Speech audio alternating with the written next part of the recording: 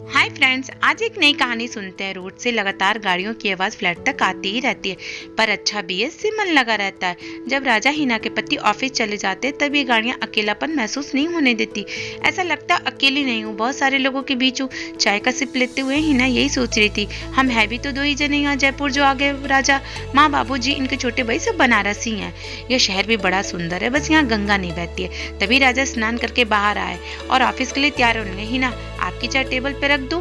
राजा, हाँ। राजा अखबार के पन्ने पलटते हुए बड़ी जल्दी में अखबार पढ़ते हुए राजा ने अपनी चाय उठाई और हिना की तरफ देखते हुए बोला, राजा आज काफी खुश लग रही हो। हिना, हाँ, आज बड़ा अच्छा सा लग रहा है, ऐसा मन कर रहा है अपने पसंद के गाने सुनूं, बहुत दिनों बाद ऐसा लग रहा है। राजा मुस्कुराते हुए, अच्छी बात है, तुम्हारा मन तो लगा, मुझे तो डर था अनजान शहर में तुम्हारा मन कैसे लगेगा। राजा, अच्छा अब मैं निकलता हूँ, बैग उठाते हुए, अपना ध्यान रखना, कुछ बात हो तो कॉल कर लेना। हिना, हाँ, ध्यान से जाना। राजा, हाँ, मुस्कुराते हुए हिना ने दरवाजा लगा दिया और बेडरूम में चली गई। घर का काम आज हिना ने जल्दी कर लिया था और तैयार भी जल्दी हो गई थी। हिना आईने के सामने बैठी हुई थी, एक खुशी, एक उमंग अपने मन में महसूस कर रही थी।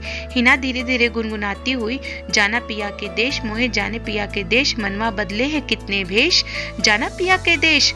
शादी को 3 साल हो गए थे। राजा ने हमेशा सम्मान व प्यार दिया, पर आज भी दीपांशु का चेहरा आंखों के सामने रहता है। उसकी वो हंसी, मीठी मीठी बातें, मासूम सा चेहरा, उसके काम भी बड़े सुंदर लगते थे मुझे। मेरे भाई का दोस्त था वो, अगली गली में ही रहता था, पर कभी उसके घर के आगे से निकलने की हिम्मत ना हुई मेरी। घर वाले कहीं जाने ही नहीं देते थे। वो पड़ोस की गुड्डी दीदी ने भाग के क्या शादी कर ली। सब घर वालों को लगता था कि सब लड़कियां ही भाग जाएंगी। मैं तो भी अकेली लड़की थी पूरे परिवार में। ना बाबा, ना, अपने बस का नहीं कहीं भागना। मुझे तो बहुत डर लगता था। ये सब सोचते हुए मैं बीए करने के बाद ताऊजी का एनजीओ यूं ही ज्वाइन कर लिया। वहाँ दीपांशु भी काम करता था। पहले मैं कितना डरती थी, हिचकिचाती थी उससे बात करते हुए, पर वो बातें करवा ही लेता था। उसके ख्वाब भी कितने बड़े थे, बिजनेस करूंगा, बस 1-2 साल में कुछ पैसे इकट्ठे कर लूं, ऐसा कहता था। आज वो बिजनेस भी करता है, कुछ तो बात है उसमें। कैसे मेरा मन चुरा ले गया। उसने तो पूछा भी था, भागना है क्या, पर ये सब मेरे बस की बात कहाँ थी। आज तो फिर भी मैं कुछ जानती हूँ, पहले तो बस कोरी ही थी, कुछ भी तो नहीं पता था। बीए करने के से भी ऐसा लगता था कि अनपढ़ ही हूँ, कुछ भी तो नहीं जानती थी। लोग कैसे भागने की हिम्मत कर लेते। पापा का नाम खराब हो जाता, भाई कभी भी मुझसे बात ना करता, माँ तो मरी जाती। उस वक्त मुझ में ये सब ना हुआ। पापा ने राजा से शादी करवा दी, कहा जानता हूँ इस परिवार को, अच्छा घर है, लड़का भी अच्छा और तू खुश रहेगी। राजा सच में अच्छे इंसान है, मैंने इन्हें अपना ही लिया, पर कहीं ना कहीं एक अधूरापन, एक टीस सी है। अगर मैं दीपांशु के साथ होती, उस वक्त हिम्मत कर लेती, तो क्या जिंदगी कुछ और होती। दीपांशु ने भी तो शादी के बाद बात करना बंद कर दिया, बहुत कम ही बात करता था, सामने आ भी जाए तो बस हूँ ही करता था। वो नाराज था, शादी से पहले वो मेरे साथ आगे बढ़ना चाहता था। अगर उस दिन अपने मन को काबू में करके नहीं भागती तो क्या से क्या हो जाता। कहाँ मुझ में इतनी हिम्मत थी ये सब करने की। अब सोचती हूँ कि क्या वो होने देना चाहिए था। नहीं, वो तो गलत ही होता। इसके बाद से दीपांशु नाराज रहने लगा था। फिर तो मेरी शादी होगी। अब फिर भी जनाब दीपांशु कभी कभी बात कर लेते। मैंने राजा को बताया भी कि दीपांशु मेरा अच्छा दोस्त है और वह काफी अच्छा लड़का है। आज दीपांशु जयपुर आया हुआ है, मुझसे मिलने भी आ रहा है। मैंने राजा को बताया कि दीपांशु जयपुर में है, हो सकता है मिलने आए, पर पक्का नहीं है। मैंने राजा से क्यों छुपाया कि दीपांशु ने भी तो कहा था कि वो अकेले में ही मिलना चाहता है, उसे कुछ जरूरी बात करनी है, कहीं वो कुछ बदमाशी तो नहीं करेगा, पर मैं उसको संभाल सकती हूँ। अरे नहीं, मैं ये क्या सोच रही हूँ, अब तो उसकी शादी को भी 2 साल हो गए। हिना का मन ऐसे ही बातें सोच के हिलोरे ले रहा था। तभी घंटी बजी। हिना भागती ही दरवाजे पे गई, दरवाजा खोला, संभल कर बोली, आप दीपांशु कैसे हो। दीपांशु हल्का मुस्कुराते हुए, ठीक हूँ हिना, तुम कैसी हो। दीपांशु का चेहरा मुरझाया सा था, उदासी परेशानी चेहरे पर थी। हिना, क्या हुआ, थके से लग रहे हो। दीपांशु, नहीं सब ठीक है, और सब कैसे हैं राजा जी, और सब घर में। हिना, सब बढ़िया, तुम सुनाओ, रमा दीपांशु की पत्नी कैसी है, और अंकल आंटी दीपांशु सब बढ़िया है। हिना पानी का ग्लास पकड़ते हुए और दीपांशु से आंख मिलाते हुए, हिना तुमने तो मुझे भुला ही दिया। दीपांशु चौंकते हुए, तुम इतनी बेबाक कब से हो गई। हिना संभलते हुए मुस्कुराते हुए कहने लगी, हाँ नहीं तो क्या, पहले मन की बात कह नहीं पाती थी, अब तो कह देती हूँ, अच्छा लगे या बुरा कोई परवाह नहीं। दीपांशु, अच्छी बात है हिना, मैं तुम्हें कभी भूल ही नहीं पाई। दीपांशु, तुम्हारा चेहरा, बातें हरदम मेरे साथ रहती थी। जब भी अकेली होती हूँ तुम मेरे साथ हो। ऐसा प्यार तो मेरे राजा के लिए भी नहीं है, इतने अच्छे इंसान है। क्या मैंने उनके और अपने साथ गलत किया।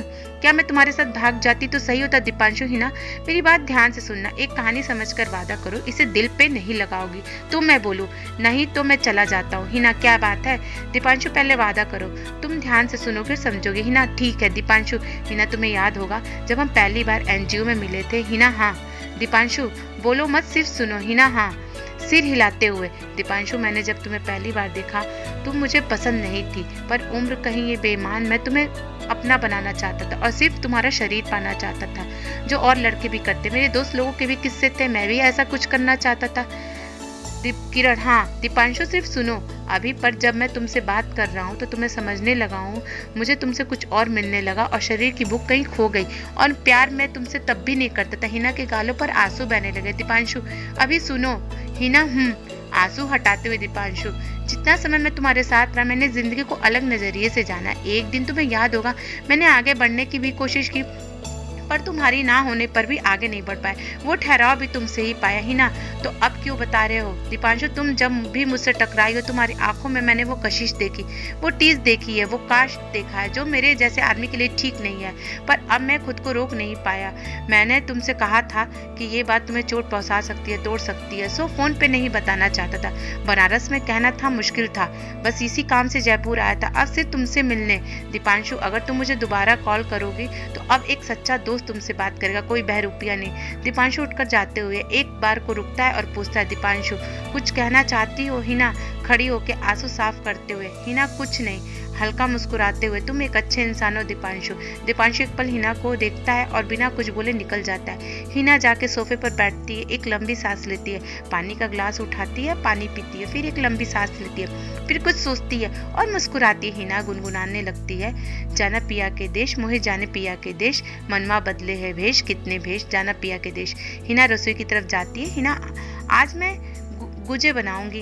राजा जी को गुंजे बहुत बड़े पसंद है। हिना के सामने राजा का चेहरा आ जाता है और वह हंसने लगती है, फिर गुनगुनाते हुए, जाना पिया के देश, मोहे जाने पिया के देश, मनवा बदले है कितने भेष, जाना पिया के देश। अगर इस कहानी से आप को दिल को छुआ है तो अपने दोस्तों के साथ शेयर करें, और अगर आप ऐसी और भी कहानी पढ़ना चाहते हैं तो हमारे चैनल को सब्सक्राइब कर लीजिए। धन्यवाद।